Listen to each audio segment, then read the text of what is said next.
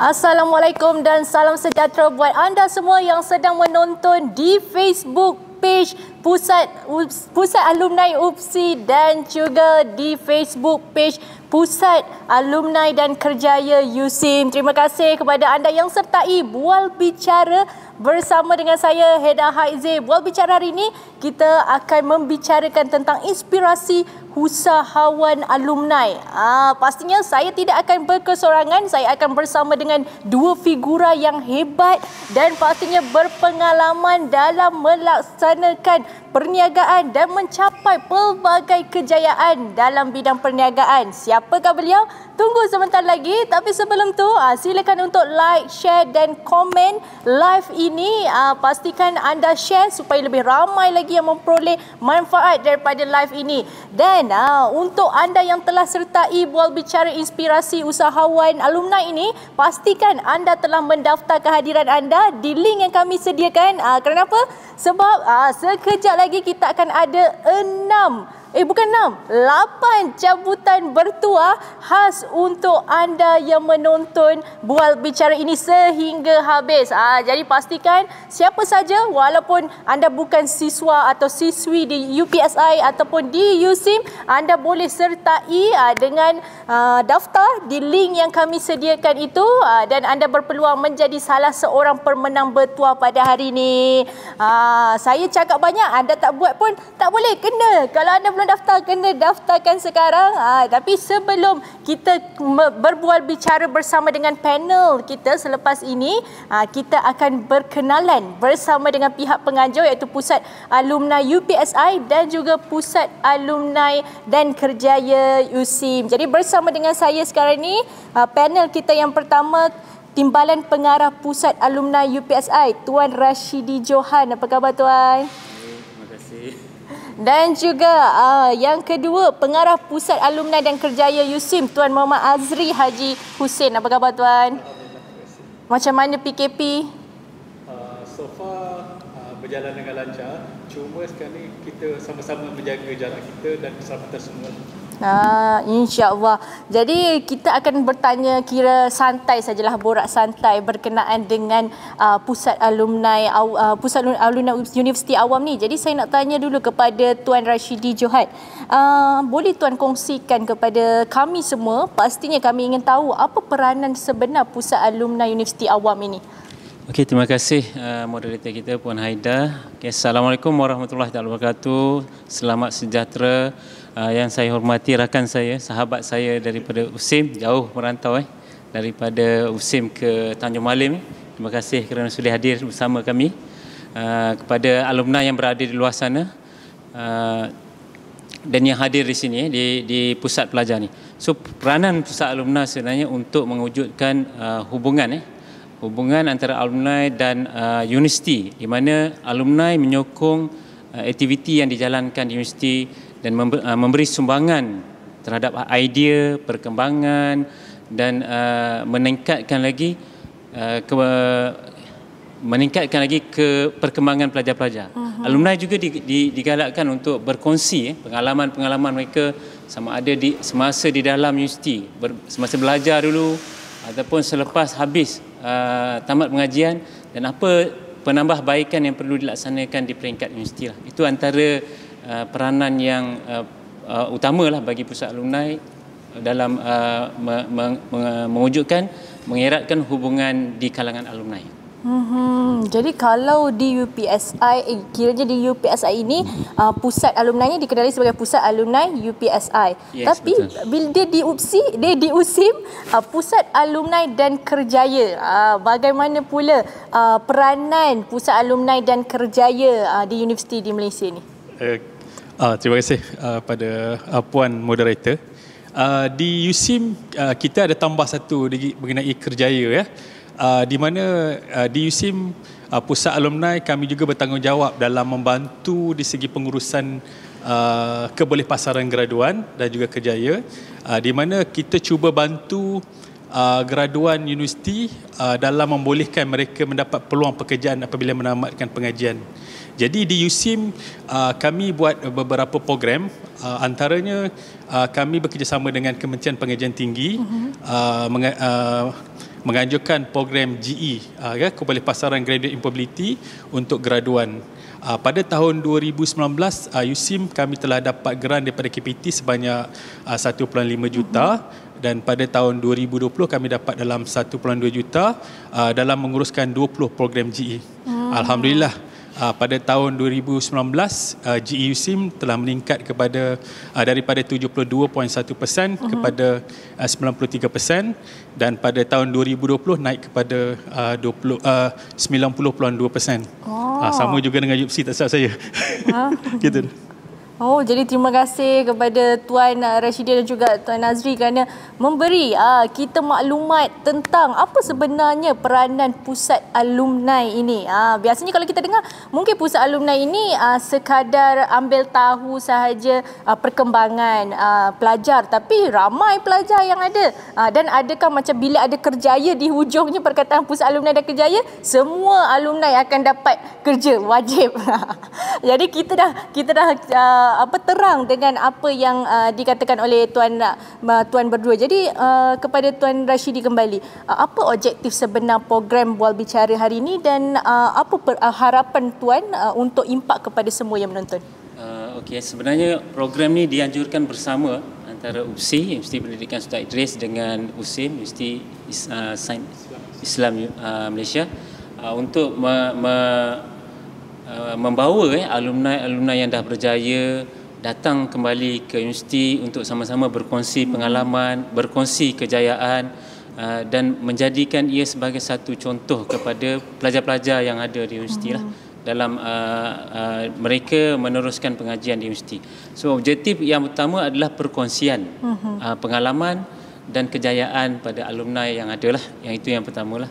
Lepas tu kita juga nak mendapatkan tip-tip daripada alumni ni, bagaimana dia boleh berjaya, macam mana rakan-rakan ataupun adik-adik yang berada di universiti untuk ikut sama berjaya seperti mereka. Dan seterusnya, secara tak langsung kita juga nak menaikkan juga ataupun nak menonjolkan alumni-alumni kita yang berjaya dalam bidang-bidang, dalam keusahawanan dan sebagainya. Itu antara tujuan, dan kita mengharapkan program seumpama ini akan dapat diteruskan dengan universiti-universiti yang lain yang kita ada kerjasama, seperti UNIZA, UTM, UMS, UMK. Jadi mungkin pihak rakan-rakan kita yang lain akan menganjurkan pula lah. Itu sesuatu yang menarik. Seperti hari ini Bual Bicara Inspirasi Alumni, usahawan alumni ini bakal membawa dua figura yang pastinya adalah alumni kepada dua universiti awam di Malaysia ni. Mesti anda macam, siapakah dia ini? Dan apa kejayaan yang telah mereka kecapi? Jadi sebentar sekejap lagi kita tanya dulu soalan kembali kepada Tuan Nazri. Apa pula peranan Majlis Alumni Universiti Awam pula? Majlis Alumni Universiti Awam kita ditubuhkan pada tahun 2020, setelah hampir dekat 16 tahun perjuangan nak tubuhkan tu ya. Alhamdulillah, pihak Kementerian Pengajian Tinggi telah bersetuju melalui Sekretariat Timbalan Action Sela Haiwan Pelajar tentang penubuhan Majlis Alumni Universiti Awam yang dianggotai oleh semua 20 universiti awam. Jadi Majlis Alumni Universiti Awam ini adalah untuk membantu semua universiti, terutama yang melibatkan pengurusan pusat alumni, bekerjasama dalam memastikan alumni di Universiti Awam boleh menjadi seperti alumni di universiti luar negara. Maka sebab itulah pada tahun 2020 kami di USIM dengan kerjasama dengan semua universiti awam, kita menganjurkan seminar perkongsian amalan terbaik tentang pengurusan pusat alumni, supaya kita dapat berkongsi the best practice antara universiti-universiti awam tentang bagaimana menguruskan alumni. So daripada situ kita dapat lihat banyak amalan terbaik yang telah dibuat oleh pengurusan pusat alumni universiti awam yang boleh digunakan dan dikongsi oleh rakan-rakan di universiti lain. Antaranya seperti program hari ini lah. So bila program hari ini kita dapat melihat bagaimana USIM dengan UPSI berkolaborasi menganjurkan program inspirasi usahawan alumni. Program ini akan berikan peluang kepada alumni kat luar sana datang semula ke alma mater untuk berkongsi terutama dengan pelajar-pelajar bagaimana untuk menjadi seorang usahawan yang berjaya pada masa depan. Proses ini amat penting kerana pada masa yang sama dia akan macam Cik Syedi cakap tadi, memberikan satu jenama tentang alumni universiti. Maksudnya alumni di Malaysia juga boleh setanding dengan alumni di universiti luar negara lah, jika kita berikan bimbingan yang sewajarnya. Maka sebab itulah Majlis Alumni ini berfungsi untuk menyelaraskan semua perkara-perkara baik kita dengan pengurusan alumni. Jadi kepada anda semua yang alumni adalah graduan lepas daripada Universiti Awam di Malaysia, pastikan anda dekati pusat-pusat alumni di Universiti Awam di Malaysia ini supaya kejayaan anda boleh dikongsikan dan menjadi inspirasi buat bakal-bakal graduan. Jadi terima kasih kepada Tuan Rashidi Johan dan juga Tuan Muhammad Azri kerana sudi bersama dengan kami walaupun sekejap tapi sangat-sangat padat input dia. Terima kasih. Jadi selepas ni kita akan melihat sedutan video khas salah seorang panel kita. Bertemu kembali dalam Bual Bicara Inspirasi Usahawan Alumni bersama saya Hera Haizi, hos anda. Baiklah, pada hari ini kita bakal membincangkan mengenai topik keusahawanan kerjaya pilihan.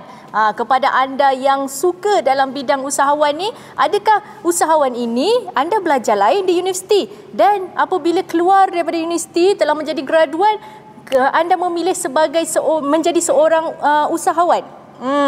Jadi kita bakal bincangkan lebih lanjut lagi kerana kalau kita lihat sekarang ni musim PKP telah ramai yang terjejas ekoran dengan beberapa kekangan yang tidak dapat kita atasi dan juga ramai yang kehilangan kerja dan mereka yang mempunyai perniagaan terpaksa tutup perniagaan mereka. Namun tidak dinafikan juga ramai juga yang mula menjadikan perniagaan ini satu peluang yang baru untuk mereka sebagai kelangsungan hidup mereka.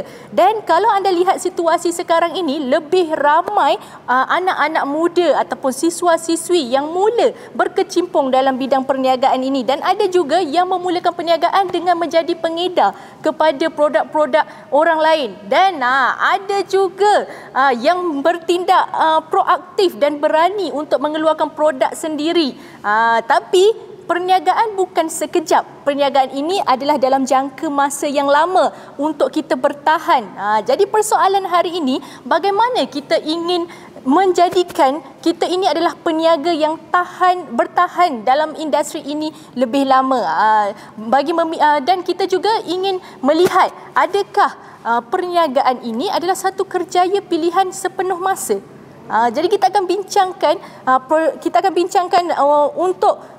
bincangkan perkongsian ini bersama dengan pastinya dengan panel jemputan kita yang hebat lagi Arif. Bersama dengan saya panel jemputan yang pertama, pemilik perniagaan syarikat Cohort Food Resources dengan 20 cawangan di seluruh Malaysia, dan beliau merupakan alumni UPSI. Bersama dengan kita Tuan Muhammad Azmi Ahmad. Apa khabar Tuan? Baik, alhamdulillah. Assalamualaikum warahmatullahi wabarakatuh.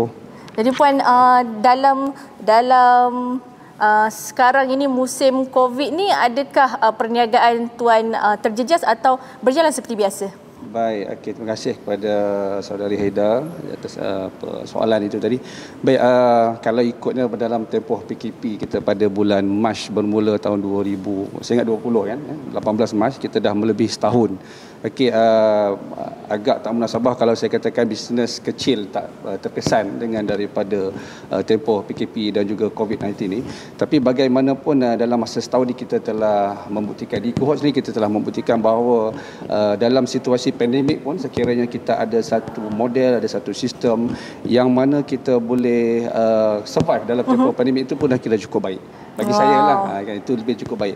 Kalau kata nak expenditure dalam tempoh ni mungkin makan masa, tapi kita akan tengok pada situasi. Tapi dalam tempoh setahun ni kita dapat belajar banyak benda lah daripada situasi pandemik ni. Jadi Tuan Azmi, simpan dulu apa tips-tips yang menarik nak dikongsikan tu, kerana kita akan bersama dengan panel, memperkenalkan panel kita yang kedua pula, seorang pemilik perniagaan syarikat Tahfiz Al-Fatonah Sendirian Berhad dan merupakan pemilik juga kepada Ma'had Gemilang yang menjalankan operasi pendidikan tahfiz, dan beliau juga merupakan pemilik perniagaan syarikat USK Empire yang menguruskan homestay dan juga studio. Beliau merupakan alumni USIM. Bersama dengan kita Tuan Syahrul Karnain Muhammad Nazir. Apa khabar Tuan? Alhamdulillah. Jadi Tuan sekolah berjalan seperti biasa ke macam mana? Alhamdulillah. Walaupun PKP sebelum daripada ini, dia boleh jadi positif dan boleh jadi negatif. Kalau dahulu pelajar kita ada lebih kurang 200 lebih. Alhamdulillah lepas PKP ini tahun ini meningkat kepada 400 lebih. So ada positif di situ. Alhamdulillah. Alhamdulillah, semakin ramai. Jadi kita nak mulakan buat bicara kita pada hari ini. Kita mulakan dengan soalan untuk pusingan yang pertama kepada panel kita ni. Dah bersedia ke Tuan? Dengan yakin nampak mewakili alumni daripada UPSI dan juga USIM. Jadi saya mulakan soalan yang pertama kepada Tuan Azmi lah.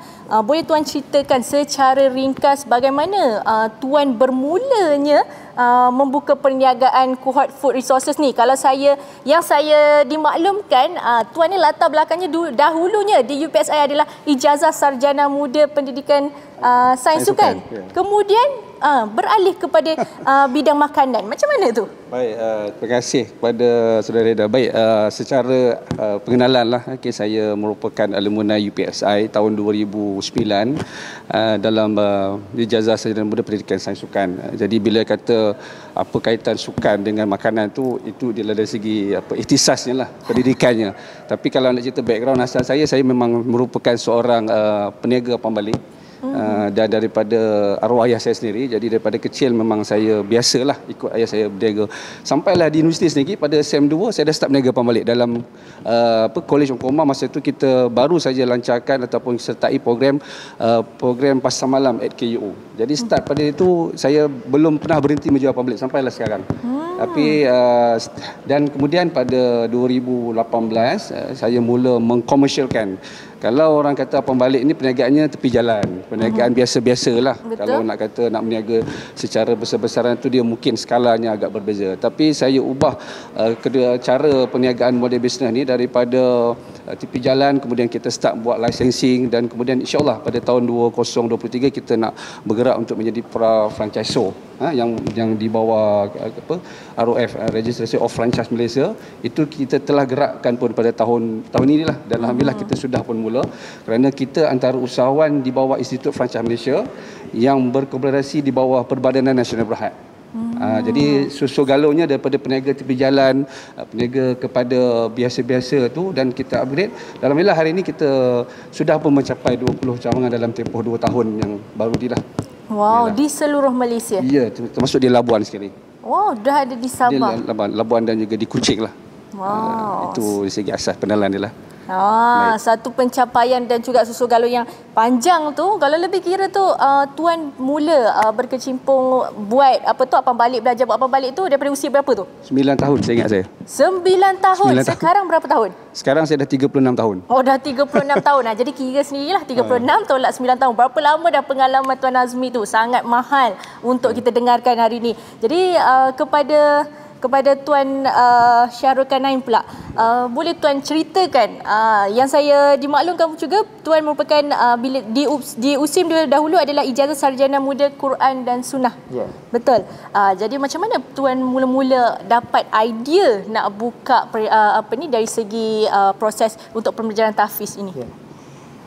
Terima kasih kepada saudari Aida. Jadi saya memang bermula daripada pendidikan saya sendiri, bermula daripada pendidikan tahfiz di peringkat diploma.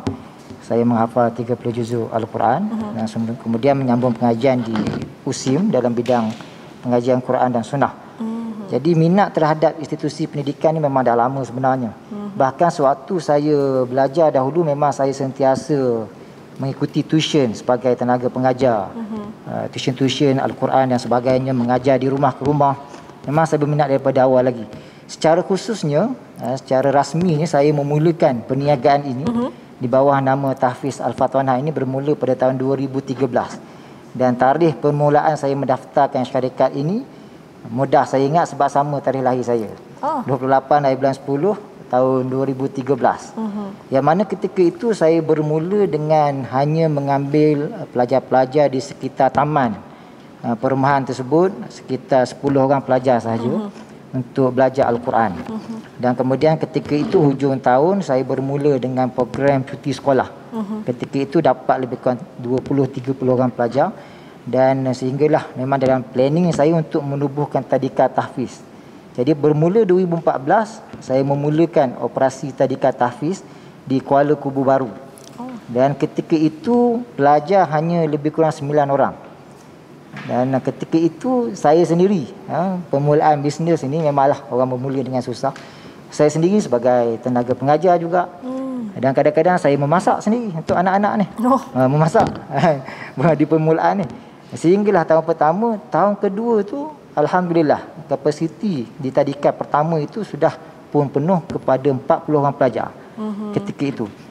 Dan kemudian dalam tempoh lebih kurang 5 tahun, tadika Al-Fatonah ini ataupun jenama tahfiz Al-Fatonah ini sudah berkembang kepada 4 tadika. 4 tadika di sekitar Kuala Kubu Baru, ada di Batang Kali dan ada di Janda Baik. Di Janda Baik. Dan kemudian dalam tahun 2016 saya memulakan pula program sekolah rendah integrasi tahfiz untuk pelajar sekolah rendah, dan kini ada 2 cawangan di Kuala Kubu Baru dan juga di Janda Baik termasuk program kafah tahfiz. Dan pada tahun 2016 juga kita telah membuka cawangan madrasah tahfiz, mahat tahfiz untuk lil banat, untuk perempuan di Janda Baik. Dan kemudian apabila berlaku peningkatan terhadap peningkatan kepada produk ini, maka pada tahun 2017 pihak Yayasan Pahang melalui dan juga Mahat Tahfiz Negeri Pahang yang berpusat di Kuantan memanggil saya untuk bersama-sama membangunkan model tahfiz. Dan di situ dah kita mula menubuhkan satu lagi syarikat yang bernama Mahat Gemilang Sendirian Berhad. Pada 2017 dan pada 2018 memulakan operasi pertama untuk tadika tahfiz yang ketika itu berada di Pekan Pahang, dan seramai lebih kurang 20 orang pelajar pada tahun 2018. Dan alhamdulillah dalam tempoh sehingga 2021 ini untuk brand Mahat Gemilang Sendirian Berhad atas nama tadika tahfiz Negeri Pahang ini sudah pun berada di 7 buah daerah, 7 buah kawasan di seluruh negeri Pahang. Dan pada tahun ini telah ditubuhkan satu lagi sekolah, iaitu Sekolah Rendah Tahfiz Negeri Pahang di berpusat di Kuantan. Dan alhamdulillah untuk sehingga hari ini untuk operasi Mahat Gemilang ini telah mengendalikan 408 orang pelajar tadika dan 85 orang pelajar sekolah rendah, manakala tadika ataupun tahfiz Al-Fatonah tadi menguruskan lebih kurang 200 pelajar tadika dan juga hampir 120 orang pelajar sekolah rendah. Itu sedikitlah berkenaan tentang bisnes dalam dunia pendidikan. Okay. Biasanya kita dengar perniagaan ni dari pelbagai aspek. Jarang kita dengar dari segi pendidikan tu untuk membangunkan pusat-pusat tahfiz ini. Jadi macam Tuan Syahrul Kanain tadi kata, ada pelbagai peringkat lah daripada tadika, kemudian sekolah rendah dan juga sekolah menengah. Kalau saya kira tadi Tuan kata keseluruhan pelajar tu lebih kurang hampir 1,000 orang sekarang. Kalau dikira ke semua di bawah 2 syarikat inilah. Maksudnya sebenarnya dalam dunia pendidikan ni dia memang bermula daripada taska tadika. Dan kalau kita melihat tadika-tadika swasta yang wujud di seluruh Malaysia ni memang cukup banyak. Dan ibu bapa banyak menghantar anak-anak ke tadika swasta. Jadi kita mengambil peluang tersebut, berkonsepkan kepada tadika tahfiz. Apa maksud tadika tahfiz? Anak-anak ini sejak berusia 4 tahun telah mula mengenali Al-Quran. Dan saudari percaya ataupun tidak, anak-anak ini telah kita latih dalam tempoh beberapa tahun ini mereka berjaya menghafal juzuk 30. Hanya dalam tempoh 2 tahun. Dan bagi saya anak-anak kecil ini sangat ajaib. Kalau pengalaman saya sendiri menghafal di usia remaja. Betul.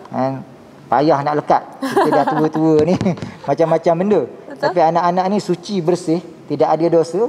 Jadi bila mereka menghafal Al-Quran dalam bentuk yang tidak tension, jadi hasilnya mereka mampu menghafal juzuk amal. Dan konsep inilah saya cuba ketengahkan dalam dunia tadika yang mungkin berbeza dengan tadika-tadika yang lain.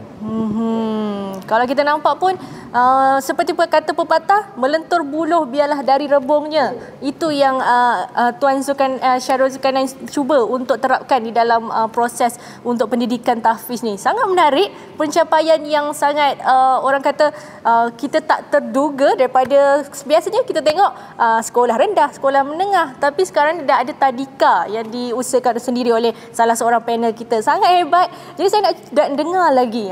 Kalau tadi permulaan, tadi baru permulaan macam mana tertubuhnya syarikat Kuhort Food Resources. Jadi boleh Tuan Azmi ceritakan lagi apa keunikan yang Tuan Azmi tawarkan dalam syarikat Tuan untuk memberi terutamanya memberi manfaatlah kepada pelanggan. Baik, okey. Yang pertama sekali, biasanya kalau kita tengok kuih hapang balik ni, biasanya kita pernah zaman-zaman dulu lah kan, ada gula, ada kacang dan ada jagung. Betul. Okey, kemudian saya dah biasa dengan menu seperti ini. Jadi pada 2017 saya tercetus idea lah untuk start mengkomersialkan benda ni dengan mewujudkan 5 menu utama dulu. Masa tu maksudnya ada 5 flavor lah, ada 5 flavor. Jadi daripada pengenalan kios pertama kita dibuka di Bercam. Di Bercam Ipoh, itu adalah outlet pertama. Dan kita bermula memang start tu di perjalanan menggunakan van biasa, kemudian berubah kepada kemah dan juga food truck. Jadi daripada situ bila kita try saja 5 menu ni, rupanya peningkatan dari segi permintaan tu. Rupanya orang makan pembalik ini bukan setakat yang original. Dia suka yang makan ada cheese, ada Nutella. Kan di peredaran zaman kita nampak trend itu berlaku. Jadi sebab saya ni lebih suka untuk research dari segi menu makanan dari segi pembalik khususnya. Jadi daripada situ kita tambah menu, kemudian kita upgrade sehinggalah sampai sekarang kita dah ada 21 menu.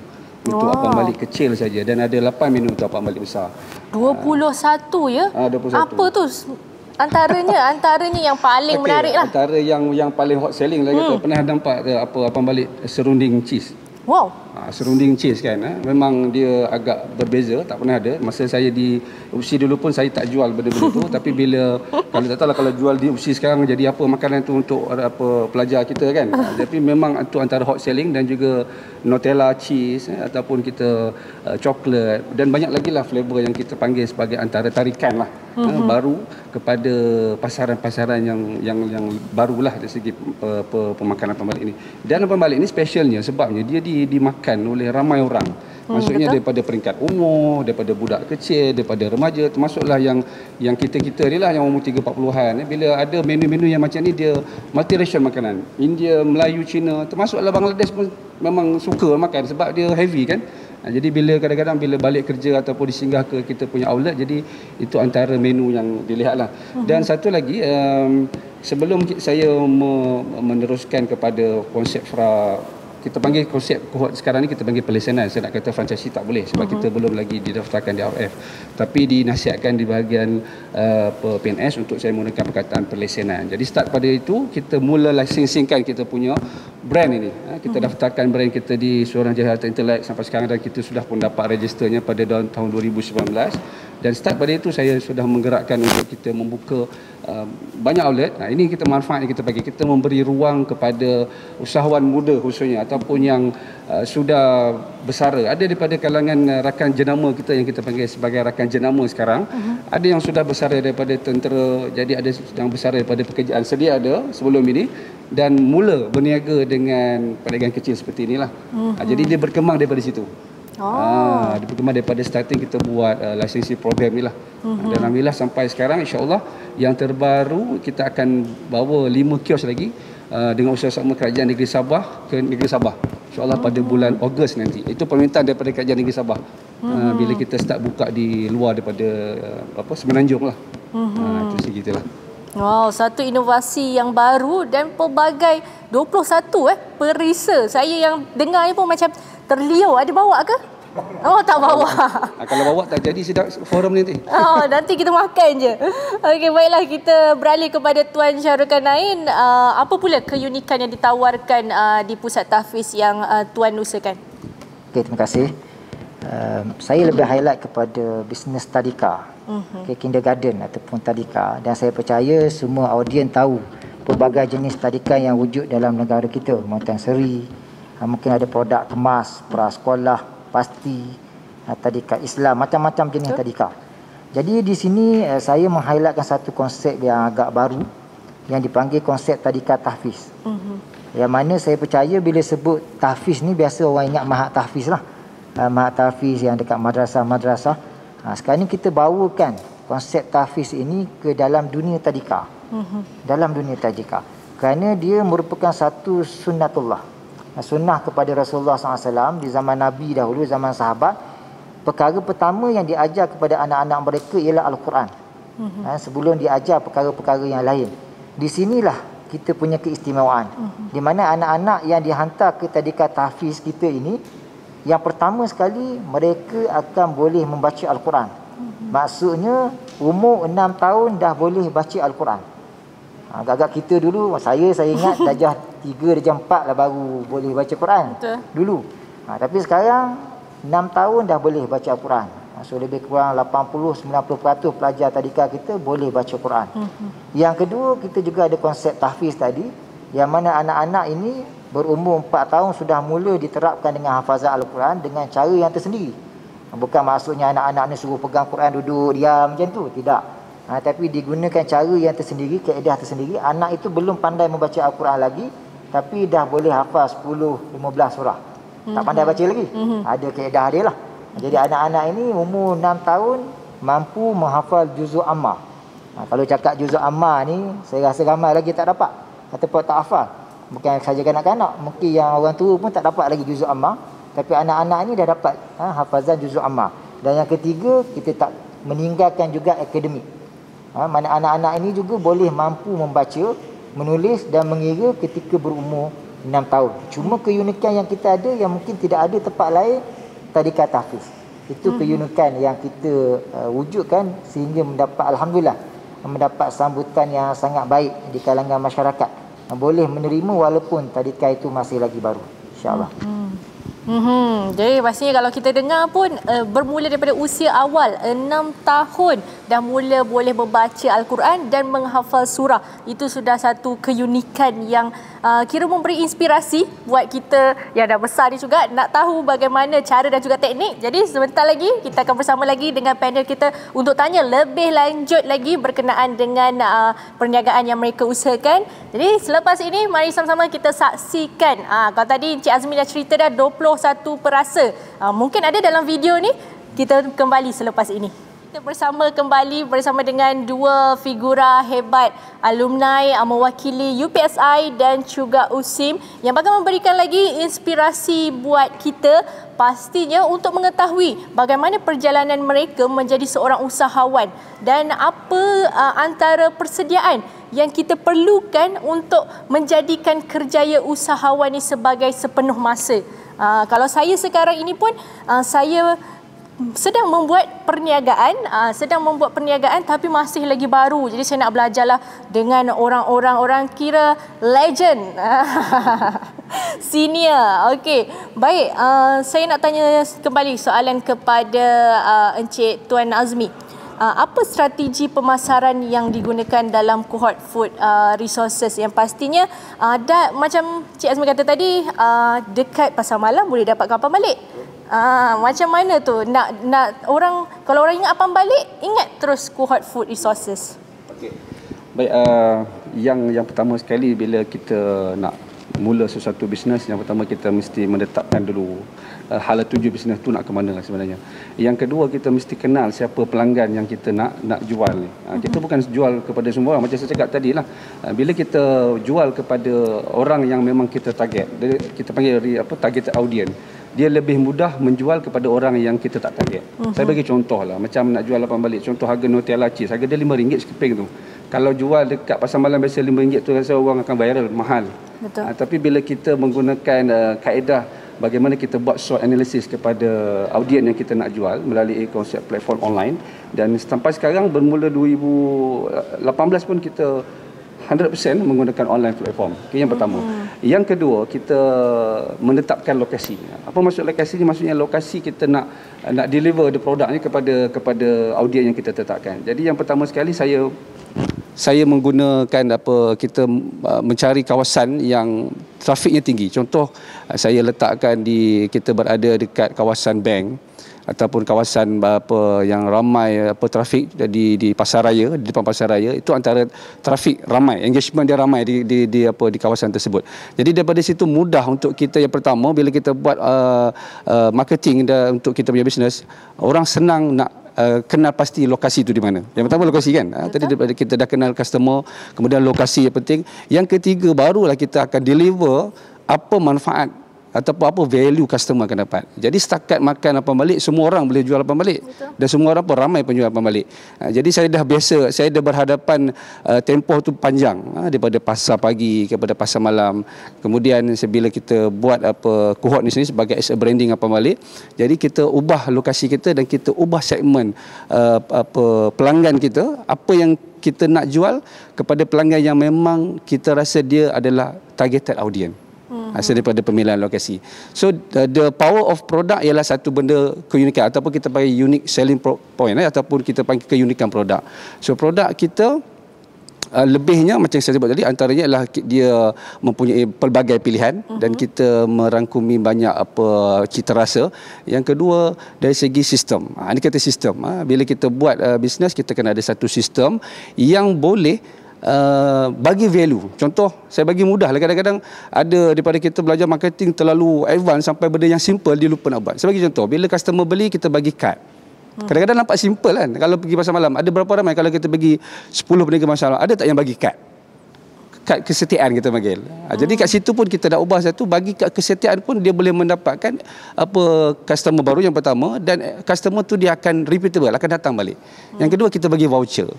Apa simple. Ini dua cara ni saya hanya praktik pada kios pertama, itu pun dah sale, saya boleh sebutlah sale pertama, walaupun niaga tepi jalan, nanti jangan pandang niaga tepi jalan tak ada, 21,000. Hanya jual apa balik tepi jalan. Belum dia dalam outlet. Setahun? Untuk bulan tu saja, bukan setahun. Sebulan. 21,000. Sebulan. So, kalau kita tengok, maksudnya bila saya study lah balik benda ni kan. Jadi apa yang menjadi satu tools ataupun selain meningkatkan branding, ialah salah satu ialah produk dan juga branding dan juga customer happiness.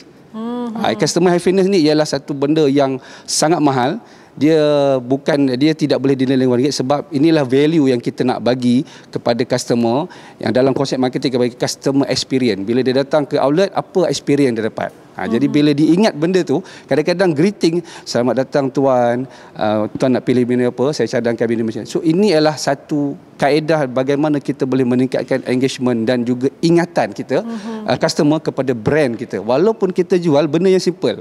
Walaupun benda yang simple. Jadi dengan pandang rendah pada produk kita, yang pertama saya kata, bila kita ada produk, macam saya ada produk, jangan sesekali pandang rendah pada produk kita itu sendiri. Sebab kita tak tahu dekat produk itu, kalau kita upgrade dari segi menunya, packagingnya ataupun cara engagement kita dengan pelanggan, dia akan jadi satu alat bisnes yang sangat menguntungkan sebenarnya.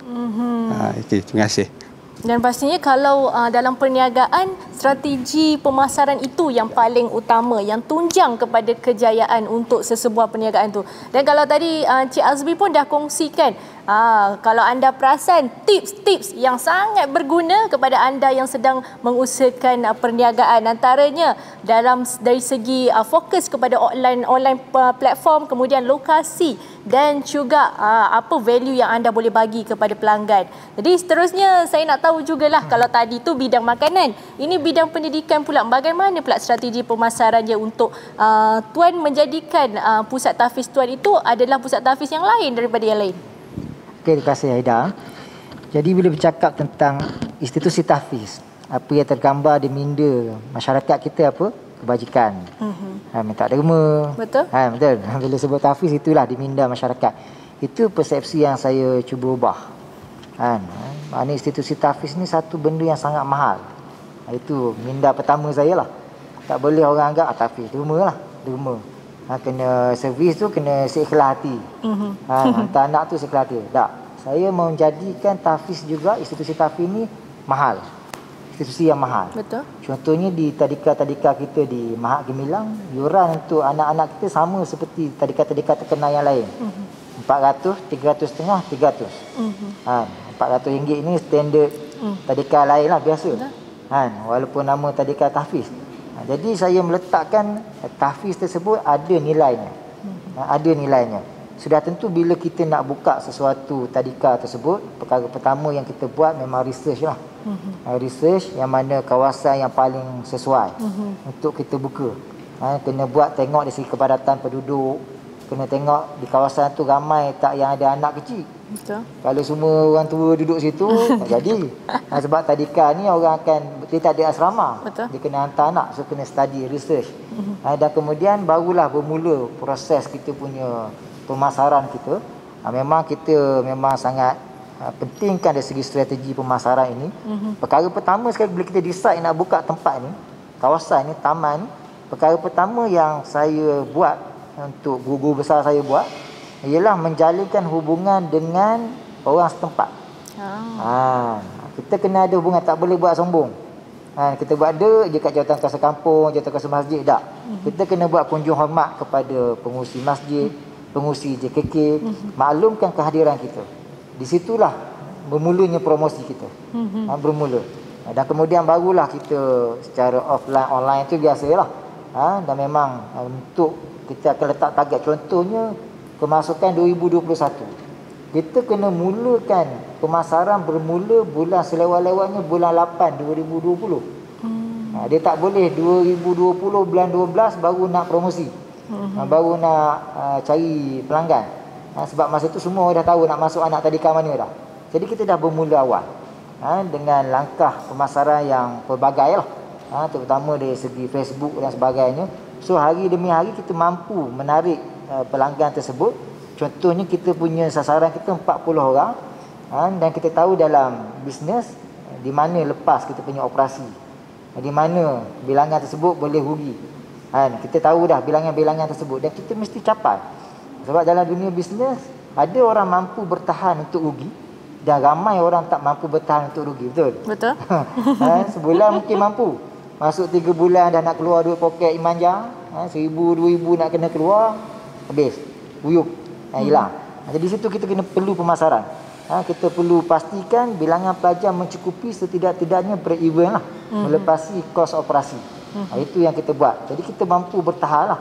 Jadi untuk satu-satu tadika tersebut kita dah tahu dah kalau 40 orang student sebulan berapa untung, tahu dah. Kita akan tahu dah berapa. Sebab itu bagi saya dunia bisnes tadika ini mendatangkan satu pelanggan yang sangat lumayan. Maksud saya sebab dia pendapatan tetap. Dia tak adalah orang bulan ni mak ayah tak bayar yuran, bulan depan bayar yuran. Biasanya dia akan bayar 12 bulan, akan bayar. Terus. Seumpama pendapatan tetap. Jadi di situlah kita langkah-langkah pemasaran tersebut memastikan bilangan pelajar mampu dicapai. Dan yang paling penting seperti yang Tuan Azmi sebut tadi, bagaimana kita menyampaikan supaya ibu bapa pelanggan kita paling utama berpuas hati. Satu kegagalan sekiranya anak-anak tu masuk 3-4 bulan berhenti. Itu kegagalan paling besar lah dalam dunia pendidikan. Jadi kalau dia kekal bersama kita, contohnya dia hantar anak umur 4 tahun. So kita ada contohnya 15 orang pelajar 4 tahun. Tahun depan kalau seorang pun tak berhenti, kita dah tak boleh ambil pelajar baru. So dia dah sampai kota dia. Jadi bila dah sampai kota, cara dia macam mana? Terpaksa buka tadika lain. Sebab itu dunia tadika ni seperti juga macam Cik Azmi tadi, makna satu bandar tu, satu daerah tu dia boleh buka sampai 5-6 tadika. Bila dah penuh. Jadi bila mana customer berpuas hati, tidak ada yang berhenti, bahkan menjadi jurucakap bagi kita, menyampaikan bagaimana hebatnya tadika kita, sekolah kita hebat.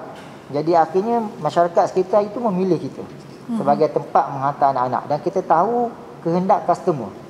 Kita tahu bila operasi tadika. Contohnya kita tahu kebanyakan pelanggan kita kerja dia 8.5. 8.5. So kita tak boleh stop kita punya operasi tadika kita pukul 5. Sebab pukul 5 tu baru keluar pejabat. Betul. Kita kena tarik sikit 5.30. Itu strategi. Ataupun tak boleh kita tutup pukul 3. Jadi tak ramai yang datang. Jadi dia orang nak kurang stock center. Maknanya anak tu lah dia belajar di situlah, dia dididik, dijaga dan sebagainya. Jadi kita tahu apa kemahuan pelanggan kita dalam bidang tu. InsyaAllah kita boleh pergi lama lah dalam dunia, terutama dunia macam pendidikan ni. Mungkin ramai yang berkata macam mana nak buat untung dalam dunia perniagaan dalam bentuk pendidikan, sebab dia punya banyak dia punya modal dan sebagainya. Tapi saya menjawab benda ni insyaAllah dan kena dengan caranya mendatangkan keuntungan yang baik, insya-Allah. InsyaAllah saya setuju. Bak kata Tuan Syarul, mouth to mouth sebenarnya adalah teknik pemasaran yang paling orang kata paling berkesan. Sebab orang bercerita, kemudian semua orang boleh terus tahu apa perniagaan yang anda usahakan. Jadi soalan seterusnya kepada Tuan Azmi. Tuan Azmi, kalau kita tahulah perniagaan ni ada naik, ada turunnya kan. Apa antara cabaran yang kira kata dalam masa tempoh 2 tahun ini yang paling besar cabarannya sehingga rasa macam nak stop lah. Tapi tak stop lah sampai sekarang. Baik, apa-apa bisnes yang kita buat, tak kisahlah apa bidangnya pun, dia memang ada cabaran tersendiri. Tapi alhamdulillah lah selama saya menjalankan bisnes perniagaan makanan ni, sebab kita tahu makanan ni dia dalam kaedah apa pun orang tak ada duit dia tetap akan makan juga. Betul. Itu kelebihan dari segi bisnes makanan ni. Contoh kita tengok pandemik itu kan. Bisnes lain contoh butik, kebanyakan tempat-tempat mekanik atau tak boleh buka, tapi kita alhamdulillah dalam waktu pandemik kita pula yang melonjak disebabkan satu ialah disebabkan jenis bisnes itu sendiri. Okey, tapi of course dia mesti ada cabaran yang tersendirilah. Okey, saya paling ingat sebenarnya Kuhat dia bukan setakat kita membuat jualan harian, kita juga fokus kepada buat catering. Jadi kalau tuan-tuan tengok bila catering, contoh saya buat catering apa balik di majlis perkahwinan ataupun corporate, dalam waktu PKP kita memang tak ada event. Betul. Kita tengok kalau Kuhat ni kita Kuhat wedding, corporate dan event. So memang kita tak ada event. Kita biasa masuk event dan catering pun kita akan biasa buat. Tapi dalam tempoh pandemik langsung tak ada event. Jadi macam mana kita nak boleh cater the cabaran sebenarnya dalam tempoh ni supaya satu lagi peluang ataupun channel sale termasuk ialah melalui jualan harian. Dan cabaran itu dia akan jadi satu peluang. Dia bila ada masalah ni, macam Ustaz kata lah, masalah siapa boleh cater the problem tu, dia akan jadi satu duit lah, kita panggil dia tukar dalam duit. Jadi kita selesaikan masalah orang yang nak makan apa balik dalam waktu PKP ni macam mana? Sebab pasal malam tak ada. Betul. Pasal Ramadan lagi tak ada. Kan? Jadi orang craving nak makan ni. Macam mana nak bagi sampai, tak nak hantar ke rumah, tak boleh kan, kena tangkap dengan polis. Jadi kita tukar semua platform tu daripada offline yang ada di tepi jalan, kita tukar kepada online dan tukar lokasi pick up.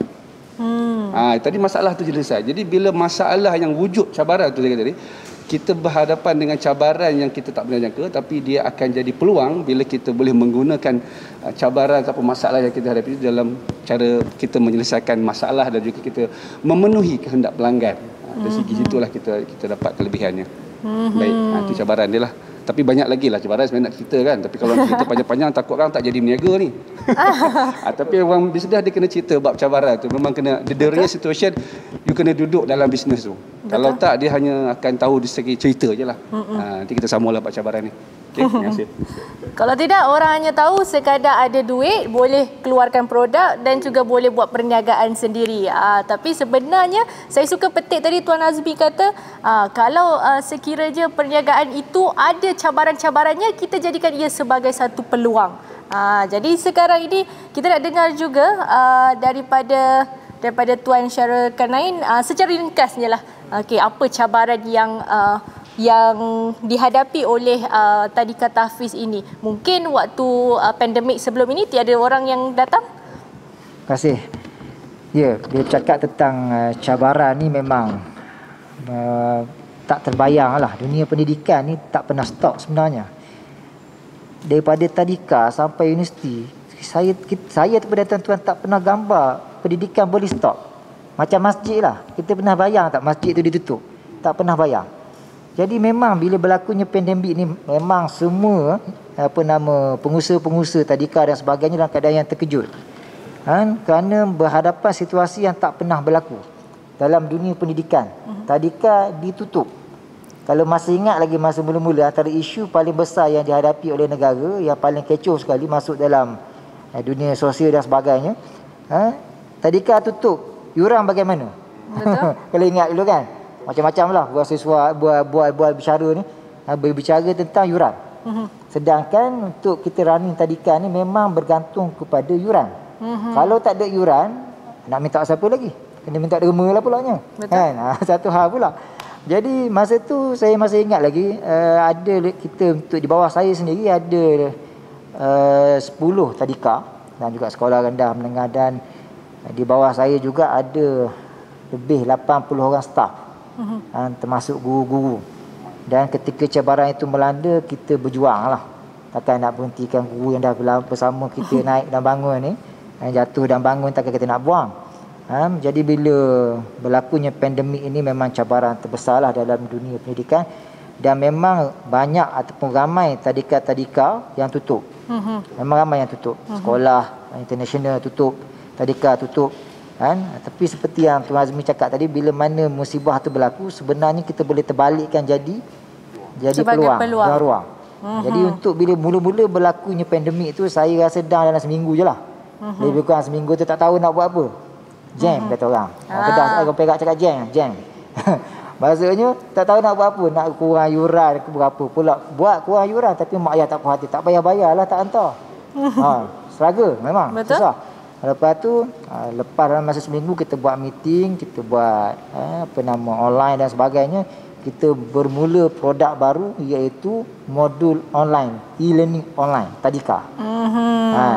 Tadika. Menarik tu. Jadi kita mula di situlah. Bila kita mula di situ, ketika itu tak banyak lagi modul-modul e-learning. Kita antara yang pemula untuk Tadika ni, dan kita buat modul tersebut hampir sama dengan bersemuka. Belajar dia boleh talaki, boleh tasmek, boleh baca, hampir sama secara online. Jadi situlah kita mula naik. Dan alhamdulillah ketika itu dapat pula PSU, subsidi upah untuk staf 3 bulan dapat 1,200. Kita naik. Dan kita tak sangka juga, macam saya cakap di awal tadi, daripada zaman sebelum Covid, kita ada untuk pelajar Tadika lebih kurang 200 lebih student, meningkat kepada hampir 500 pada tahun 2021 dengan peluang yang kita usahakan tersebut. Jadi betul ada musibah, ada dari segi cabaran-cabaran dia. Sebagai orang yang mengendalikan bisnes, dia mesti kekal positif. Betul. Kalau nak rasa down pun tak boleh lebih daripada seminggu. Nak menangis ke, nak down ke, rasa nak berhenti, rasa nak stop, tak boleh lebih daripada seminggu. Ataupun nak mudah 3 hari je lah. Lepas daripada tu mesti bangun dan atur strategi yang baru. Wallahu a'lam. Jadi suka saya dengar kalau Tuan Syarul Kanain cakap tadi, kalau seorang peniaga ni perlu cepat terus bangun. Tak boleh lama-lama bersedih dengan apa yang terjadi seperti pandemik yang sekarang ni kita sedang hadapi. Jadi kita akan berehat sebentar dan akan saksikan video istimewa. Apakah dia? Silakan. Kita beralih kembali untuk membincangkan lebih lagi. Kalau tadi kita dah tahu sedikit sebanyak, kita dah korek dah apa rahsia perniagaan dua panel kita ini terus konsisten sehingga walaupun menghadapi pelbagai cabaran. Jadi sekarang ini kita tanya lagi kepada Tuan Azmi. Mungkin penonton di luar sana nak tahu juga apa peluang-peluang mungkin nak jadi antara rakan pengedar ke atau rakan niaga bersama dengan Cohort Food Resources. Macam mana caranya? Baik. Pertama sekali memang kalau ikutnya saya membangunkan bisnes ni pun untuk diberi peluang lah kepada orang luar, khususnya kepada mereka yang nak start bisnes. Kalau tengok back to sejarah lah, kalau tengok perniagaan pembalik ni, kalau kebanyakannya pengusaha-pengusahanya takut nak takut nak share resepi. Takut kan nanti peniaga kalau ajar dia ni kan dia niaga sebelah kita. Betul. Ataupun niaga depan rumah kita, niaga depan taman kita, sebab dia takut. Jadi dia nama dia takut-takut sering berat. Jadi banyak daripada kita mempunyai perasaan takut-takut sering berat. Itu yang sampai bila kita masih kekal dalam environment yang sama berpuluh tahun. Sebab saya niaga lama. Jadi saya tahu bila saya balik ke pasar, masa saya balik study ke ataupun saya balik daripada cuti, saya tengok masih ada lagi kawan-kawan kita yang lama tu masih dikekal di situ. Jadi tidak nampak dia punya perubahan. Dia bukan salah mereka sebenarnya. Mungkin hanya satu ialah ilmu usahawan tu tak sampai. Saya mungkin alhamdulillah ada Allah rezekikan untuk saya belajar di USI, dan USI ni memang antara universiti awal masa tu di peringkat kita di college memang membentuk usahawan. Sebab tu ada programnya dulu, program usahawan siswa di USI pada tahun 2006. Jadi daripada situ saya nampak semua bisnes kalau kita boleh kembangkan dia dalam cara bisnes yang betul. Dia bukan meniaga. Kalau meniaga apa? Meniaga tu meniaga lah. Kita hari ni dapat jualan 100, 50, 300, kita pun anggap itulah duit kita semua. Padahal itu bukan duit kita semua. Betul. Yang kedua, kita tak ada sistem, kita tak ada apa kita panggil model apa yang kita nak guna dalam bisnes. Saya bagi contoh, berapa ramai yang peniaga yang kecil-kecil sebelum ni yang ada berdaftar dengan SSM, ada yang membuat tax cukai. Jadi bila berlaku pandemik, bila kerajaan umumkan Geran Prihatin Nasional, ingat Geran Prihatin Nasional 1. Terkejut, SSM tak daftar. Current account tak buka. Kan? Kemudian maklumat company tak ada dalam sistem rujukan SSM ataupun SSM. Jadi dia jadi isu, kebanyakan peniaga kecil dia terlepas peluang ni. Itu kesan. Yang kedua, macam tuan sebut tadi pasal bantuan subsidi upah. Kita alhamdulillah memang bila kita register as a majikan di KDSP dan juga SOSO, kita dapat semua kemudahan bayaran gaji 1,200 sampailah bulan kali kot sampai bulan tahun ni lah kan. Tapi dapatnya sampai dalam bulan 11, bulan 12. Tapi benda tu ada bagi mereka yang mendaftar as a majikan dan mendaftarkan pekerja mereka sebagai penerima SOSO. Jadi kita tengok bila saya wujudkan program pelaksanaan ni, bukan hanya setakat menjual lapan balik. Kalau jual lapan balik ramai boleh jual. Malah ada yang jual lagi advance. Tapi yang saya wujudkan ialah environment education. Sebab saya cikgu. Bekas daripada itu. Jadi environment education tentang bisnes itu ada dalam kohort. Jadi kita ajar tentang konsep perakaunan, bagaimana kita mengira costing, bagaimana teknik pemasaran yang kita boleh gunakan secara offline online. Dan benda ni ialah satu, macam saya kata, pendidikan ni adalah benda yang non-stop. Bila non-stop dia maksudnya kita kena install dalam apa juga bisnes, apa juga platform supaya dia jadi satu impact yang besar. Impact yang besar tu maksudnya dia ada memberi nilai. Saya bagi contoh lah, kalau kita berniaga tanpa apa-apa pendaftaran, tuan-tuan nak beli rumah, tuan-tuan nak beli kereta, bank akan tanya, mana statement income? Betul. Mana balance sheet? Mana penyata akaun? Dia tanya balance sheet tu apa? Dia ingatkan timbang kilang, timbang apa kan? Penimbang biasa. Rupanya penyata tu kena ada. Jadi bila saya start di Bercam tu, peniaga di keliling kita tu, dia pelik macam mana saya start beli lori, kita start sewa office. Walaupun dulu saya start pada rumah. Saya start pada rumah. Seorang-seorang start pada rumah. Mana ada office, pasal sekarang tak ada.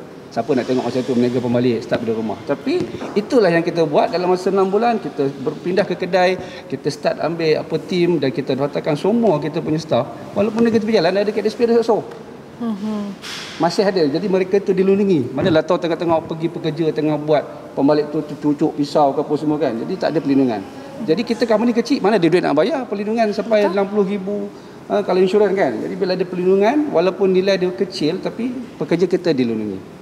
So dalam kita menjalankan bisnes, sama ada kecil, ustaz besar lah, banyak rangkaian. Saya ni kecil sebab apa? Jadi satu lagi stigma orang bila meniaga tepi jalan.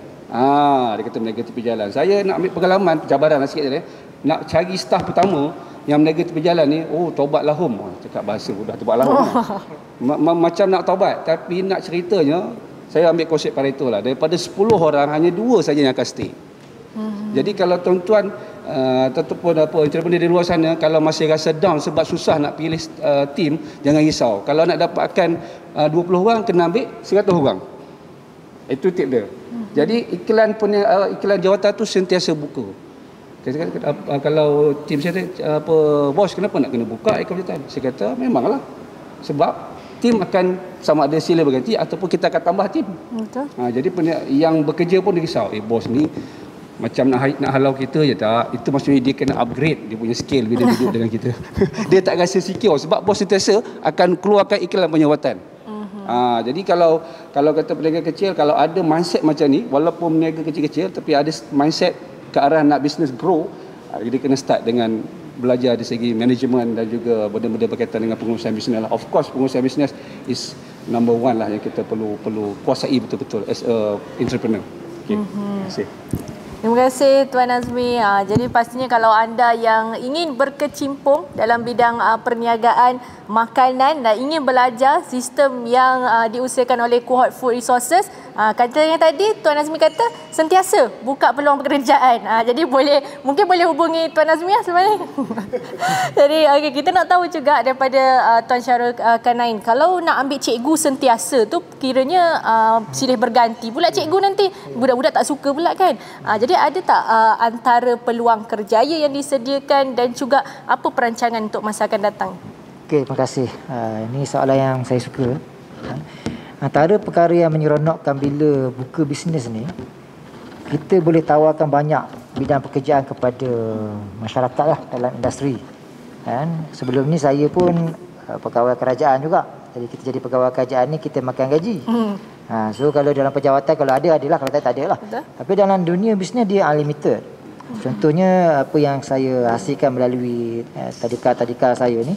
Contohnya untuk 2021 ni kita keseluruhan staf kita ada dalam campur lah Fatwanah dengan Mak Gemilang ni ada lebih kurang 100 hampir 120 kan pejawatan. Jadi yang pertama, peluang pertama kalau tanya saya, peluang pertama untuk di pejawatan-jawatan tersebut dengan pelbagai bidang sama ada guru, pembantu guru, pengurus, penolong pengurus memang sentiasa terbuka. Contohnya alumni-alumni USIM ke UPSI ke tahun depan ada yang berminat nak jadi pengurus, insya-Allah kita sentiasa buka iklan untuk pengambilan staf ni. Kalau berminat untuk mencari pengalaman sebagai pengurus ataupun berminat nak jadi guru besar tadika. guru besar kita umur 25 pada. Graduate. Jadi dia minat, bila dia minat tu kita training dia, alhamdulillah dia bagus. Walaupun baru fresh graduate, kita tak kisah sangat dari segi pengalaman tak pengalaman, memanglah nak cari yang pengalaman. Betul. Tapi kadang-kadang kalau daripada universiti yang memang nampak background yang bagus, banyak dia punya di universiti banyak aktiviti dan sebagainya, kita terima juga. Itu peluang yang pertama yang kita tawarkan, dan insya-Allah pada tahun hadapan untuk contoh Mahat Gemilang kita telah pun insya-Allah kita akan buka lagi untuk tadika 7 tadika cawangan lagi tahun depan. Dan kita akan buka lagi sekolah rendah. Jadi untuk saya ingat tahun depan untuk Mahat Gemilang saja mungkin kita dah capai lebih kurang 140 orang staf yang kita akan cari. So kalau yang bagi berminat nanti boleh ikuti kita punya tadika Tahfiz Negeri Pahang punya Facebook dan juga Tahfiz Al-Fatwanah. Boleh type je, memang keluar kita punya Facebook untuk tahu. Dan yang kedua yang lebih menarik, ini macam best bunyinya. Peluang sebagai usahawan dalam bidang dunia pendidikan. Insya-Allah pada tahun ini kita akan melancarkan di bawah saya sendiri melalui satu jenama. Saya tak boleh sebut lagi saya, bocor rahsia. Jadi kita akan lancarkan insya-Allah satu jenama untuk licensing tadika. Berkonsepkan tadika tahfiz. Memberi peluang kepada usahawan-usahawan, bakal-bakal usahawan di luar. Yang pertama, bakal-bakal usahawan. Contohnya di UPSI ada graduan-graduan pendidikan awal kanak-kanak. Mereka ini kalau diasuh di UPSI dengan dunia usahawan, keluar sahaja boleh buka tadika. Bukannya kerja jadi cikgu tadika, tapi buka tadika dengan income yang menarik. Ini yang kita akan tawarkan dalam konsep tadika tahfiz. Jangan risau, bukan perlu jadi ustaz macam saya je nak buka tadika tahfiz. Jadi kita bagi guideline, walaupun dia bukan hafizah Quran, tak hafal Quran. Contohnya graduate UPSI, mereka awal kanak-kanak, so kita akan training dia untuk membuka tadika tahfiz melalui licensing kita lah. Licensing kita dan bagi usahawan tadika sedia ada yang berada di luar. Contohnya dia tak mampu nak bersaing dengan produk-produk terkenal dan sebagainya, insya-Allah kita akan tawarkan juga kita punya modul tadika tahfiz. Maksudnya dia dah ada tadika, dia dah jalankan tadika tapi murid tak ramai. Murid dia mungkin 20 orang tak lepas nak operasi kerana mungkin dia punya modul, sistem dia mungkin kurang menarik. Jadi insya-Allah kita akan tawarkan untuk mereka ini modul-modul tadika dan yang pastinya mampu milik. Sebab kita fahamlah kalau licensing tadika ni agak tinggi. Jadi kita insya-Allah dengan hasrat saya ialah keuntungan tu boleh dicari. Kita buka 10 ke 20 tadika tu kita boleh cari. Tapi konsep tersebut, kebaikan-kebaikan yang wujud, contohnya kita wujudkan tadika tahfiz, budak-budak kecil boleh baca Quran, boleh hafal, konsep itu lebih penting. So kalau semakin ramai yang makin berminat, mungkin sekarang kita ada lebih kurang 10 cawangan akan datang melalui konsep licensing ini. Mungkin dalam tempoh setahun 2 tahun ni kita boleh pergi kepada 100 tadika. Jadi insya-Allah Untuk tahun ni kita akan mula memasarkan ini, dan saya pun telah berbincang contoh dengan pusat alumni USIM sendiri untuk mana-mana graduan-graduan USIM yang berminat contohnya. Dan mungkin kita boleh lebarkan juga kepada universiti-universiti yang lain yang ada pendidikan awal kanak-kanak yang berminat, boleh kita train untuk menjadi usahawan juga, insya-Allah. Itu peluang-peluang yang akan kita sediakanlah kepada, terutama kepada graduan-graduan lah, yang kita pasti percaya ramai di antara mereka ini nak buka bisnes tapi tak tahu macam mana. Betul. Kalau buka tadika, kalau main buka je tak ada orang nak hantar. Siapa dia ni? Kan? Dunia mana, apa bentuk dia nak jalankan tadika. Tapi kalau kita buat lisensi, dia tahu dah. Kita punya modul dah bertapak dan telah berjaya dilaksanakan, dan insya-Allah dia akan mampu menjalankan bisnes tersebut dengan baik, insya-Allah. Wallahu a'lam. Pastinya ini adalah tawaran peluang pekerjaan yang sangat-sangat baik kepada bakal-bakal graduan ataupun graduan yang berada di dalam bidang pendidikan awal kanak-kanak ni. Kalau dulu mungkin ada stigma kata hanya sebagai cikgu tadika sahaja. Tapi sekarang ni dah ada licensing dan juga boleh mendapatkan pembelajaran modul melalui Tuan Syahrul Kanain. Jadi anda boleh ke Facebook page tadi, Tahfiz Al-Fatanah Sendian Berhad. Dan juga Tadika Tahfiz Negeri Pahang. Lepas ni ramai lah tu yang nak join tu. Jadi bolehlah kepada kiranya kita pun masa mencemburi kita. Kita dah sampai penghujung, tapi belum lagi. Sekejap lagi kita akan ada sesi soal jawab bersama dengan penonton. Jadi kepada anda yang ingin bertanyakan soalan, apa-apa sahaja soalan, daripada soalan-soalan yang panas ke, soalan yang suam ke, boleh saja tanya kepada panel-panel hebat kita ni melalui di ruangan komen, dan kita akan pilih soalan-soalan di bahagian komen itu nanti. Jadi sebelum kita ke soalan, boleh Tuan berikan juga apa pesanan yang terbaik dan juga tips yang paling berguna kepada mereka-mereka terutamanya bakal graduan ini yang ingin berkecimpung dalam bidang usahawanan ni. Baik, sebelum saya pergi tip tu, saya nak share sikit lah. Tadi tak sempat nak share sebab cerita pasal lain lah pula kan. Peluang kerjaya. Baik, saya pergilah yang peluang kerjaya sikit ni untuk makluman kepada semua. Okey, untuk tahun 2021 ni kepada maksudnya bakal usahawan ataupun yang ingin menceburi bidang usahawan ni, kita di kohort kita ada satu program namanya di bawah kerjasama dengan PNS, Perbadanan Nasional Berhad. Program ni dinamakan Be Your Own Boss. Maksudnya kita panggil program entrepreneur. Program ini yang specialnya dia mendapat pembiayaan daripada PNS. Dia ada pembiayaan. Program ni khas kita lah lancarkan pada tahun ini sebab kita nak membuka peluang. Sebelum ni tidak ada pembayaran ni dah. Memang sebelum ni kalau siapa nak buka dia kena keluar duit sendiri. 10,800 kita punya package yang mobile kiosk yang paling rendah lah, kepada sampai 50,000 lebih. Jadi untuk pembiayaan Beyond Boss ni kita kita punya target ialah umur 25 hingga 40. Golongan B40 yang mana kalau kita mereka berminat, ada pembiayaan dan ada kursusnya. Di bawah, bukan saja di bawah kohort sendiri, di bawah Perbadanan Nasional Berhad dan juga Institut Franchise Malaysia. Jadi sebagai peniaga dan juga dalam masa sama dia mendapat peluang lah untuk berniaga. Maksudnya ada pembiayaan. Yang kedua, tadi siapa-siapa yang nak menceburi juga bidang apa ni, boleh pergi ke kita punya laman web www.kohort.com.my. Di situ ada maklumat tentang pembiayaan, ada maklumat tentang licensing program, ada maklumat tentang inilah kita punya program sebagai rakan jenama dan juga pelabu. Ni kita pelabu yang nak buka. Mungkin Ustaz kata tak semestinya dia kena pandai buat pembalik. Dia jadi pelabur pun balik pun dia boleh buka sebab kita provide dia sistem. Macam Ustaz tak boleh jadi Ustaz kan? Dia boleh jadi owner kepada tadika tu contoh. Macam ni dia owner kepada outlet. Dia tak perlu belajar pun macam mana nak menghasilkan pembalik ke macam mana. Ini adalah yang kita panggil sebagai licensing program lah, memang kita dah buat. Okey. So akhir sekali bila tanya tentang tips ni, yang pertama sekali yang saya banyak belajar sebab sebelum ni saya juga ada run lah 2-3 bisnes dan memang gagal. Saya terus gagal. Gagal tu maksudnya kita tutup lah. Jadi bila kita ni orang Melayu lah, maksudnya bila nak tutup bisnes dia rasa macam malu. Saya kata jangan malu. Rasa bisnes tu tak boleh go, tutup je dulu. Relax sekejap, 2-3 bulan, cari balik kekuatan kan. Macam Ustaz kata, jangan down sangat. Down dia paling lama pun seminggu. Jangan lama sangat, takut yang seminggu tu ke alam barzah tu susah. Jadi jangan lama sangat nak down tu. Cukup habis, ada satu period yang kita rasa okey kita nak start balik. Saya memang pernah ada pengalaman 2-3 bisnes yang kita gagal, tapi daripada situ apa yang saya belajar ialah ilmu.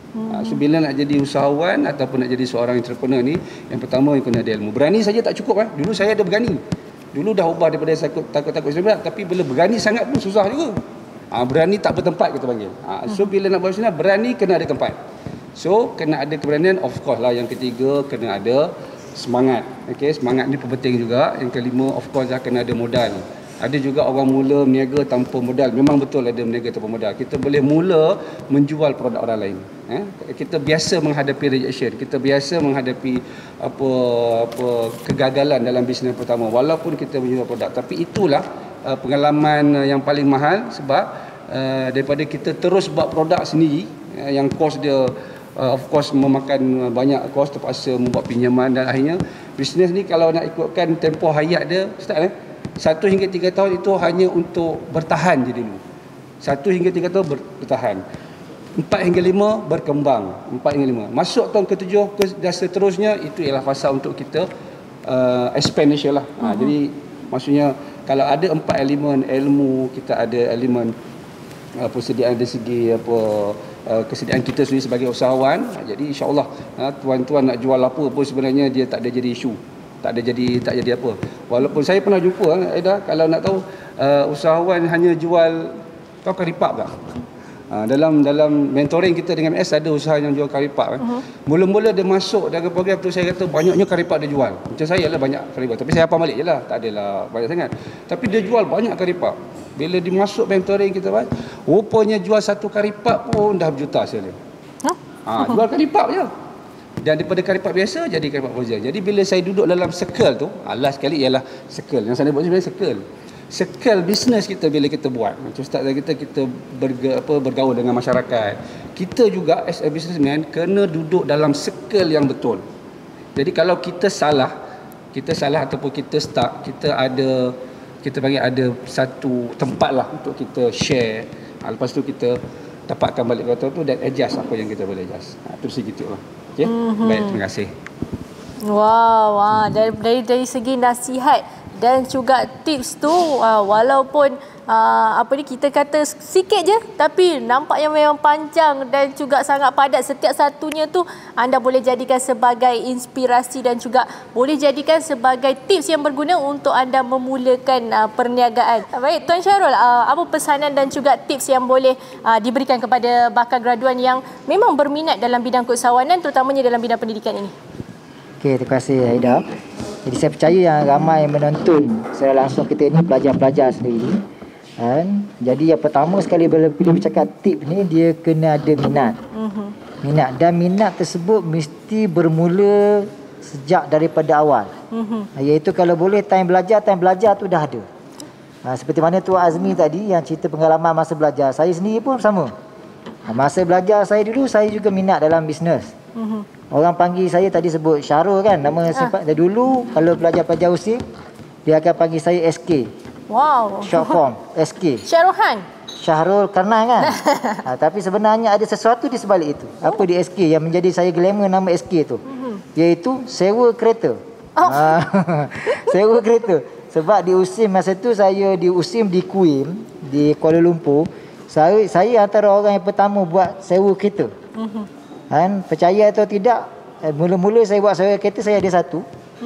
Masa saya tengah belajar saja lagi saya dah ada 3 kereta. Buat sewa. Dan income saya ketika itu untuk sewa kereta ni bersih sekitar 2,000 sebulan. 1,500 hingga 2,000 macam tu lah. Maknanya minat bisnes daripada belajar lagi. Walaupun ketika itu satu lagi tips saya nak minta pada pelajar-pelajar kita ni, cubalah aktif waktu belajar ni. Janganlah terperak dalam bilik. Ataupun ngadak buku je. Terperak. Tolonglah. Saya interview banyak ramai dah. Beratus-ratus orang dah interview untuk macam-macam jawatan. Kelemahan pelajar yang terlalu excellent, kalau bahasa Arab dia panggil mumtaz, cemerlang. Bila dia interview fail. Tengok result dia semua A. 4 flat pointer. Tapi bila interview fail. Salah satu sebab dia kerana dia terlalu belajar sangat lah kata orang. Dalam bilik tak keluar belajar. Tak, jangan. Tolong libatkan aktiviti dengan aktiviti-aktiviti lain. Contoh saya sendiri di universiti 3 tahun saya pendebat utama universiti. Wow. Kaki debat. Semua jenis debat saya masuk. Dan pernah naik Johan debat kefahaman Islam. Pernah dapat moderator terbaik untuk forum. So saya boleh kira waktu belajar saya dan juga waktu aktiviti saya, kadang-kadang aktiviti lebih banyak. Tapi alhamdulillah dalam dunia akademik pun boleh follow. Walaupun mungkin tak dapat fall flat, dekat-dekat lah, insyaAllah. So tolong aktif supaya minda kita terbuka. Kalau tidak, kita hanya nampak benda yang sama je. Belajar dan dapat excellent dalam belajar. Dan akhirnya kesan dia bila dia nak bekerja nanti tak mampu. Untuk interview pun dah tak mampu lah. Interview pun tak lepas. Dan ramai di antara mereka-mereka yang diinterview ini, result dia tidaklah berapa bagus.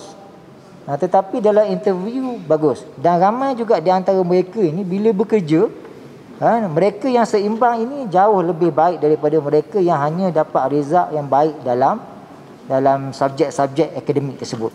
So kena ada daripada belajar lagi.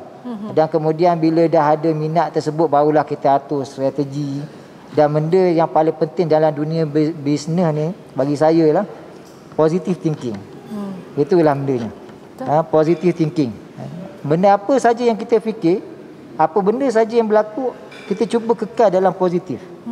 Bukan sedikit orang dalam dunia bisnes ni, kegagalan memang banyak. Saya kalau nak cerita pasal gagal banyak juga. Banyak juga. Tutup buka tu adalah juga. Sebelum nak boleh berjaya ni. Tapi benda yang saya sering sebut ialah positive thinking. Sentiasa kita berfikiran positif. Sebab tu kalau tanya pula apa cabaran yang dihadapi dalam dunia bisnes, bagi saya jawapan dia adalah diri sendiri. Diri sendiri. Faktor-faktor yang lain tu semua faktor luaran. Semua boleh hadap. Tapi kalau diri sendiri fail, jatuh, apa pun tak boleh buat. Itulah antara tip-tip dalam dunia bisnes. Ada banyak lagi. Mungkin kita boleh berjumpa lepas daripada ni lah, insya-Allah. Okay, wallahualam. Betul tu. Saya sangat-sangat setuju bila berada dalam bidang bisnes ni. Macam saya sendiri pun kadang-kadang kita ingat cabarannya cabaran luar sahaja. Tapi yang sebenarnya kerjaya sebagai seorang usahawan ini adalah anda bekerja dengan diri anda sendiri. Anda malas, anda tak dapat. Anda tak buat lebih, anda tak akan dapat lebih. Begitulah sedikit tentang dalam bidang keusahawanan ni. Jadi kita ada soalan sebenarnya. Kalau tengok tadi ramai yang join sertai buat bicara inspirasi alumni usahawan ni. Terima kasih kepada mereka yang masih lagi menantikan untuk sesi soal jawab bersama dengan Tuan Azmi dan juga Tuan Zulkarnain. Okey, kita ada soalan yang pertama buat Tuan Azmi. Soalannya berbunyi begini. Okey, bagaimanakah Tuan Azmi membahagikan masa sewaktu belajar sambil berniaga? Soalan yang memang dah jangka. Baik, kalau ikut macam sejarahnya lah, daripada zaman saya di sekolah dulu pun saya memang aktif. Memang aktif sukan, aktif dengan aktiviti core curriculum. Boleh kata ni saya ni kalau kat sekolah tu antara orang yang paling banyak ponteng sekolah lah. Ponteng sekolah tu maksudnya kita mewakili sekolah. Itu cerita dia, bukan ponteng sekolah tak datang sekolah. Sampailah ke peringkat universiti sendiri, sampailah saya masa di UPSI sendiri, saya antara saya jawatan kuasa masa kolej dan juga sempat menjadi MPP selama setahun. Jadi memang masa tu kita akan jadi orang yang sangat sibuk. Jadi bila kita sangat sibuk, kita sangat menghargai masa. Sangat-sangat bagi masa. Saya ingat saya di UPSI, saya pernah jadi JMK. Dalam masa SMA saya jadi instruktor untuk kawat kaki, untuk instruktor co-curriculum, kemudian menjadi penunjuk jasa sambilan di lab sains sukan, di lab biomekanik, dan menjadi MPP dan meniaga. Sudah 5 benda saya buat dalam waktu student saja di UPSI. 4 tahun tu. Jadi alhamdulillah, walaupun 4 tahun yang mencabar tu, grad tak pernah kena satu paper pun, walaupun tak upper class, saya first class, tapi kita masih bergraduate dan berjaya juga dapat posting lebih awal sebelum convocation. Kita posting dulu, saya biasa posting sebelum convo, kita dah posting siap-siap dah. Jadi maksudnya bila kita jadi orang yang sangat mementingkan masa, jadi kalau kita buat apa-apa, khususnya dalam bisnes, dia sangat tinggi disiplin dari segi masa. Sangat tinggi. Kalau setakat nak main tak payah buat, saya katalah. Kerana ada disiplin dari segi masa dan ketemu komitmen. Kalau kita ada kerja, kemudian kita nak buat bisnes, dua-dua ni kena imbang ataupun mana kita nak buat dulu. Dan mana yang penting untuk kita susun. Sebab tu perlunya kita ni sebagai usahawan maksudnya dari segi sebab dia tanya soalan macam ni, kena ada jadual. Things to do, what to do. Kena ada jadual harian. Besok macam hari ni nak pergi, malam tadi dah tulis tu. Nak buat apa besoknya, paginya. Dan besok pula kita rancang untuk besoknya juga. Jadi so tak ada masa sebenarnya, istilah tu tak ada masa untuk rehat. Sebenarnya tak ada masa untuk kita berhenti fikir. Tak ada masa untuk kita berhenti untuk enjoy. Tapi of course kita ada masa juga untuk keluarga, ada masa juga untuk kita beriadah bersama kawan. Dan of course benda ni yang itu yang kita bagi sebagai perancangan kita menguruskan masa lah. Tu saya kata walaupun kita sebagai pensyarah ke cikgu ke usahawan, kalau kita tak boleh urus masa kita, belajarlah sampai mana pun, kita akan hadapi benda tu berulang kali. Lepas tu biasa kita tengok bisnes, kalau kita tengok kawan kita, kejap bisnes jual ni, kejap bisnes jual ni, kejap jual benda ni. Perasan tak? Jadi sebenarnya dia bukan masalah bisnes. Dia ialah masalah pengurusan. Dia bukan masalah bisnes, saya kata terus. Dia bukan masalah produk, dia masalah pengurusan. Kalau dia boleh urus masa dia, time frame dia dengan cara yang baik dan betul-betul memenuhi keperluan, dia akan dapat satu result. Walaupun dia hanya buat satu bisnes saja. Ramai daripada kita nak buat bisnes macam-macam. Betul. Nak jual tudung, sekejap nak jual tudung, nak jual kerongsang perempuan lagi lah. Nak jual apa lagi, macam-macam juga. Tapi bila dia fokus saja, masa dia tu, semua energi dia tu akan jadi satu result yang sangat powerful. Kita memang takkan jangka dia akan jadi macam tu. Terima kasih. Terima kasih pada Tuan Azmi. Seterusnya soalan yang kedua daripada kepada Tuan Syarul Kanain. Dia tanya, Ustaz, dia tahulah Ustaz ke? Saya ingin bertanya, jika saya berminat untuk memulakan perniagaan, pendidikan tahfiz, berapa modal awal yang saya perlukan? Berat tu. Bagus soalan ni. Awal-awal tanya modal dah. Itulah. Dalam betul, memang untuk bisnes perlukan modal.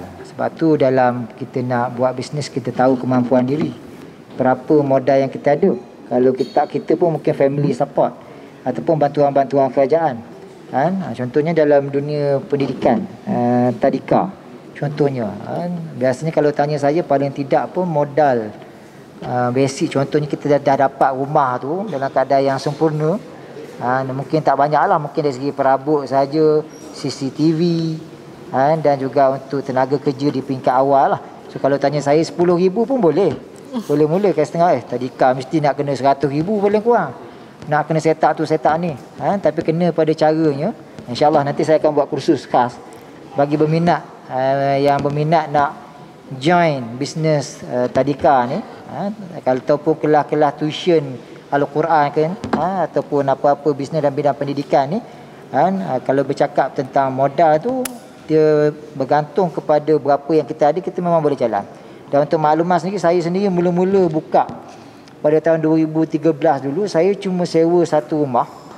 Sewa satu rumah yang ketika itu sewa bulanannya hanya RM400. Satu rumah sebiji lah. Agak murah ketika itu. Dan kemudian saya cuma keluarkan modal untuk beli perabot sedikit, kursi yang mungkin saya ingat ketika itu tak sampai pun 2,000, 1,000 lebih. Itulah permulaan saya dulu. Dan kemudian kita buat flyers, buat banting, buat poster. So kalau tanya saya mula bisnes secara rasmi berapa? Tak sampai 5,000. Sebab saya tahu kemampuan saya. Saya tak boleh keluar sampai 10,000 pun ketika itu. Ketika itu saya baru pegawai kerajaan juga. Jadi biasalah, bukannya ada banyak sangat pun simpanan, tapi minat. So saya tak keluarkan belanja yang besar. Tapi kita ada capital lah, maksudnya contohnya ketika itu kita mampu gunakan diri kita sendiri. Kita sendiri boleh mengajar. Contohnya kalau tadika tu, walaupun saya dari segi background saya mengajar peringkat diploma di Darul Quran. Tapi bila minat saya kepada bidang awal kanak-kanak, saya tak pernah dapat secara rasmi pendidikan awal kanak-kanak, tak pernah. Kalau ada rasmi pun jaga anak je lah. Pengalaman jaga anak. Tapi saya cuba baca dan sebagainya dari segi ilmu tersebut, dan saya buka untuk 6 bulan pertama saya sendiri mengajar budak tu. Budak kecil tu. Bayanglah saya tak ada basic pun dari segi pendidikan kanak-kanak. Saya mengajar sendiri dan saya cuba memahami kanak-kanak tu. Di situlah maksudnya kita dapat menghasilkan hasil yang baik. So dari segi modal tersebut, bagi saya bergantung pada kita. Ada kreativiti kita, insya-Allah tidak memerlukan modal yang besar. InsyaAllah nanti saya akan ada buat beberapa online saya akan kongsikan. InsyaAllah kita kongsi secara percuma je. InsyaAllah nanti saya akan wawarkanlah kepada sesiapa yang berminat, insyaAllah. Okay, wallahualam. Terima kasih kepada Tuan Syakor Nain. Pastinya kalau anda ingin mengetahui lebih, boleh ikuti mungkin di Facebook Tuan Syakor Nain dan juga Tuan Azmi. Okay. Dan soalan yang seterusnya. Oh, ni macam nama saya. Dia tanya, Puan Haida, saya seorang alumni yang masih belum berkejaya. Bagaimanakah saya boleh dapatkan maklumat untuk saya menjadi ejen Sibrukis Puan Haida? Boleh saya jawab Jadi kepada anda yang berminat untuk sertai tim Sibrukis, boleh menghubungi kami di Facebook ataupun di akaun Instagram sibrukis.hq. Sibrukis.hq. Okey, itu saja. Kalau lebih lanjut nanti kita akan bersoal jawab selepas habis buat bicara ini. Jadi kita ingin mengucapkan ribuan terima kasih kepada Tuan Azmi dan juga Tuan Syakor Nain kerana sudi bersama dengan kami membincangkan tentang topik hari ini, iaitu usahawanan kerjaya pilihan, dan banyak juga info-info dan juga tips yang sangat-sangat berguna kepada anda khususnya yang bakal graduan dan yang dah mulakan perniagaan dan juga yang baru saja nak berjinak-jinak dalam bidang perniagaan. Hari ini kita dapat pelbagai ilmu daripada dua panel hebat kita ini, mewakili alumni UPSI sama dengan saya dan juga alumni USIM. Terima kasih sangat-sangat. Jadi kepada anda semua, terima kasih juga kerana telah sertai Bual Bicara Inspirasi Usahawan Alumni bersama dengan kami. Jadi kesimpulan yang kita dapat pada hari ini, keusahawanan kerjaya pilihan, adakah anda ingin menjadi usahawan sepenuh masa? Itu adalah tindakan daripada anda. Bila nak dimulakan tindakan itu, bermula dari sekarang, mula dari mencari ilmu yang betul, guru yang sebenar, dan apa-apa yang anda buat, pastikan anda jadikan sesuatu cabaran itu sebagai peluang. Bak kata dua panel kita tadi, dan paling penting anda perlu menjadi seorang peniaga yang bukan saja awal-awalnya saja angan-angan untuk berjaya, tetapi di pengakhirannya berhenti di separuh jalan. Jadilah pengusahawan yang berjaya dan juga berjaya untuk membantu orang lain juga. Jadi sekian sahaja daripada kami di Bual Bicara Inspirasi Usahawan Alumni. Saya Haida Haizin mengundur diri dan meminta maaf andai ada tersasul bicara, dan insya-Allah kita berjumpa lagi di lain masa dan di lain hari. Assalamualaikum.